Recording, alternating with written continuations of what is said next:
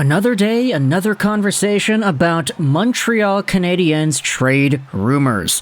Now, this time we're going over a radio hit done by the fourth period's own David Pagnotta that was published on Montreal Radio TSN 690. The article, or not really article, but the audio hit, it's a full 20-minute segment, so beware.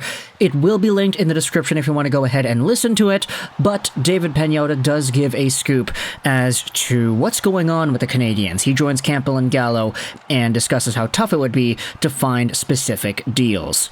Now, of course, because you can read, you probably saw the title, you probably saw the thumbnail, not just of this video, but of the actual audio hit itself on the TSN website. But to help us out and to diving into what it is our new update says, we're going over onto an article from, oh boy, donlescoulisses.com. My apologies for the butchered French. Now, if you're wondering why we're using this website in particular, it's because what the writer, Felix, I don't know if it's Forget or if it's Forget, but I'm just going to say Forget because, you know, French website, French article. What Forget ends up doing is summarizing the notes made by Pagnotta on this radio hit. The article is in French, but I translated it to English via the Google Translate machine. Article will also be linked if you want to read more about this yourself. David Pagnotta says in the title of this article, there are NHL teams looking at a Josh Anderson trade. Now, this is what the summary goes out there and writes about. This afternoon on TSN 690, David Pagnotta talked about the case of a player, Josh Anderson, and he did so by saying the following sentence. There are teams looking at Josh Anderson, and there have been internal discussions across the NHL. Now, there is included a tweet made by Mitch Gallo that summarizes the same audio hit. The fourth period says that the market for Josh Anderson is non-existent, but a David Savard and Tampa Bay Lightning reunion is still a possibility. What exactly does that mean? Well, go back over to the article. Pagnotta explains that some clubs think that a change of scenery could possibly revive Josh Anderson, and that there still is a good hockey player to emerge. It's a bit like of what Louis Jean was saying recently. A big power forward like Anderson is seen as a playoff player by several teams. There also is a conversation about how the market for number 17 hasn't really changed since last year, but the problem is that there aren't really too many clubs that can afford Anderson. He remains earning $5.5 million a year, and then the next 3 years, and his 16 points in 54 games played aren't exactly indicative of a positive result on that money. Basically, if the Montreal Canadiens want to trade Anderson to another club, they'll have to probably take a bad contract or contracts, plural, in return. That said, if the club can win at the term level, for example, taking guys whose contract expire this summer or the following summer and not in 2027, this may be the kind of avenue to consider. You'll have to be very creative, and that's sort of the conclusion Pagnotta comes to, but you never know after all, and if it's not by March 8th, it'll perhaps be an avenue to reconsider this summer, when the clubs will have a lot more room for salary movement. Now, with this in mind, I wanted to talk about Josh Anderson because when it comes to the way that he's been playing this season, I mean, 16 points, 54 games played, on pace for about 23 points. The guy seems to be getting worse every ensuing year, and it comes across the board in every way. Goals, assists, points, plus minus, you could say penalty minutes. He's getting more penalty minutes now than he's ever had in terms of the point per game, or the penalty minute per game, I guess you could say, assessment.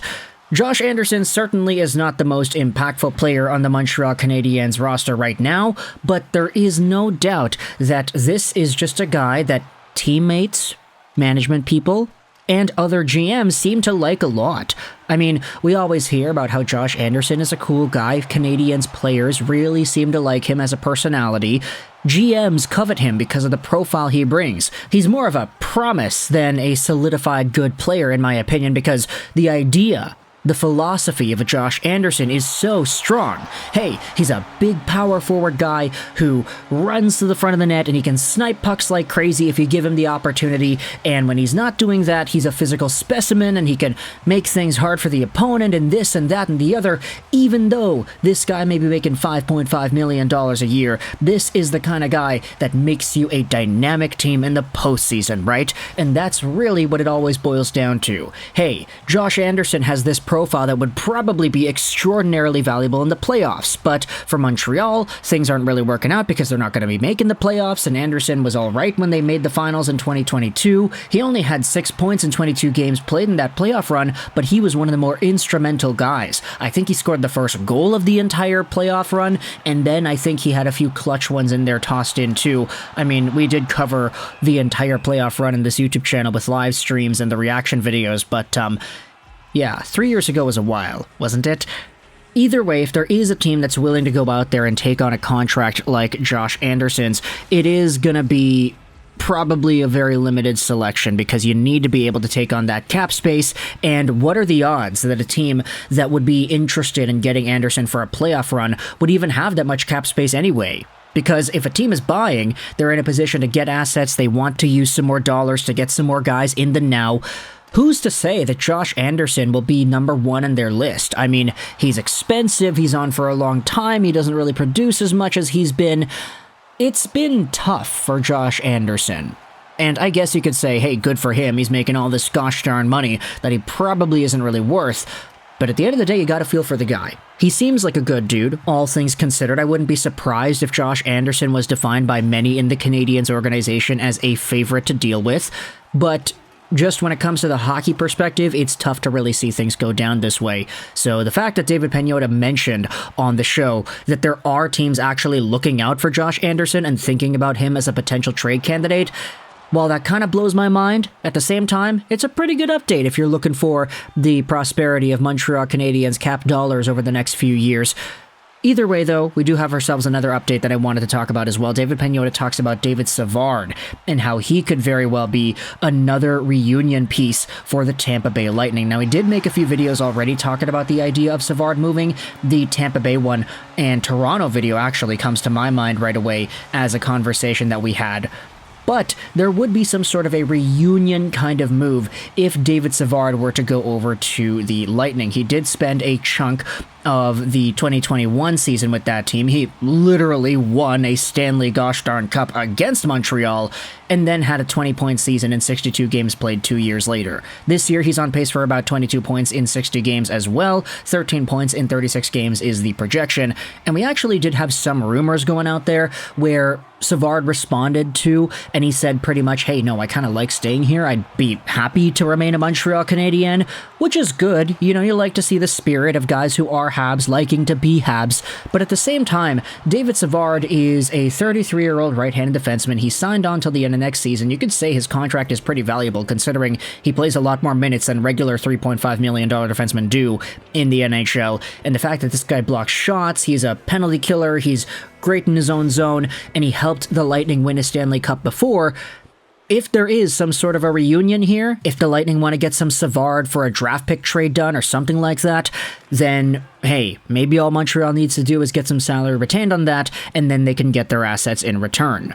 Tampa Bay already knows what they have with this player if they acquire him, so that familiarity definitely is a one-up on many of the other defensemen that are on the market right now. It is just kind of interesting considering how Savard himself said he'd like to stay, so I do kind of wonder if that's going to be one of the things that holds back a Savard trade, or if Kent Hughes says, hey, we got a deal for you, we're going to send you to Tampa Bay.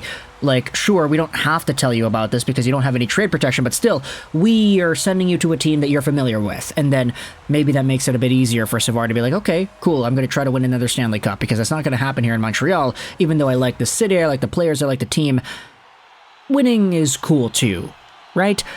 So if you're a fan of the Tampa Bay Lightning or the Montreal Canadiens, what are your thoughts on these updates about Josh Anderson having interest from other NHL teams, as well as the idea of a David Savard Tampa Bay Lightning reunion becoming a little bit more likely according to David Pagnotta? What are your thoughts on what these trades could look like if they do get done?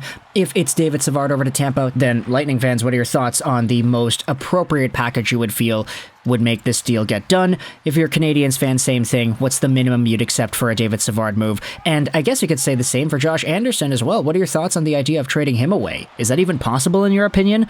Let me know your thoughts in the comment section below. I hope you enjoyed this video. And bye.